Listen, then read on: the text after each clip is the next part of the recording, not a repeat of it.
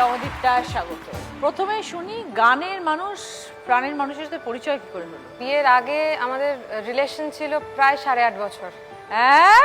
Through social media ফার্স্টে আলাপ হয়, তো তারপর আমরা কথা বলতে শুরু করি এবং অ্যাকচুয়ালি তখন আমার মাথায় ভূত ছিল, আমি কোনদিন ভাবিনি যে আমি গান নিয়ে এগোবো বা কিছু। আমার তখন মাথায় ভূত ছিল যে গান তো চলবেই, আমি চাকরি করব। তো হঠাৎ আমাকে বললো, শোনো, আমাকে যদি তুমি বন্ধু মনে করো, আমার একটা কথা তোমাকে বলতে পারি। বললাম, হ্যাঁ, কি কথা?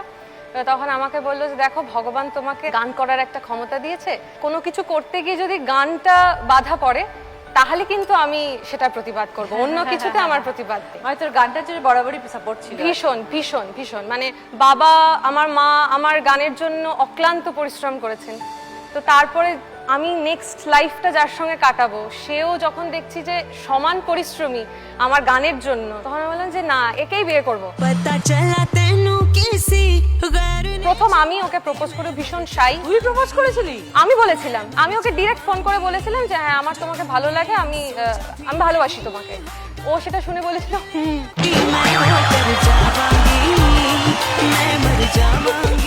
এত ইনস্ট্যান্টলি ঘটেছিল আমি বুঝতে পারিনি, ওই জন্য হুম বলেছিলাম। আমি হুমটা কেন বলেছিলাম 8.5 বছর বাদেও এখনো গোত্তানি খাই আর কি, যে কেন ওই সময় কেন ইনস্ট্যান্টলি রিয়াক্ট করিনি। সমদীপ্তার মা কিন্তু আগের বার এসে অনেক কমপ্লেন করে গেছে, কোনো কাজ করে না, লেজি। এখন সত্যি আর মানে বলতে পারবে না। আমি এতদিন চিনি, সুতরাং আমি ওই পার্টটাও দেখেছি, এই পার্টটাও দেখছি।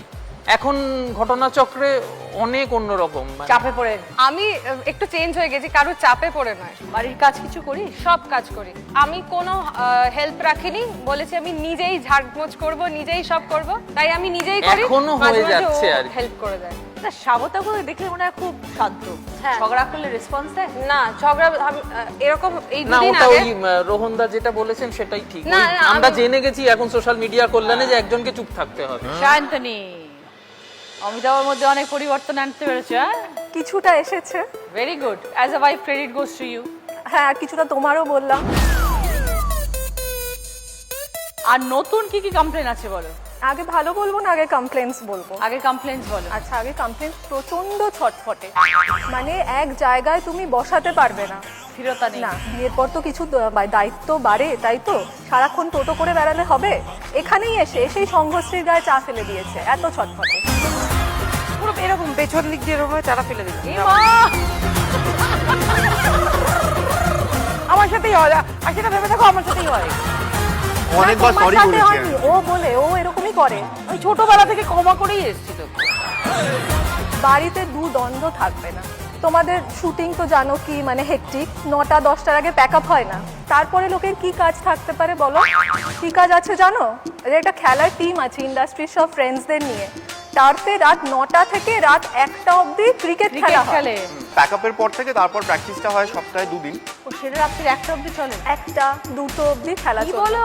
একটা করে ট্রফি আসবে, সে রাখার আর জায়গা নেই, বাড়িতে ঢিপি হয়ে গেছে। বাহ, ভেরি গুড। একদিক দিয়ে খুব ভালো। তবে আজ অব্দি পাওয়া বেস্ট ট্রফি শান্তনু। আর তুমি তেলটা নষ্ট হবে না। হ্যাঁ,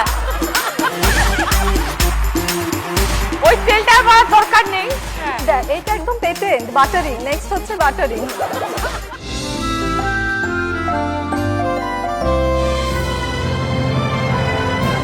এখনই সাবস্ক্রাইব করুন জি5 অ্যাপ আর দেখুন আপনাদের পছন্দের শো যখন খুশি যেখানে খুশি সম্পূর্ণ বিনামূল্যে।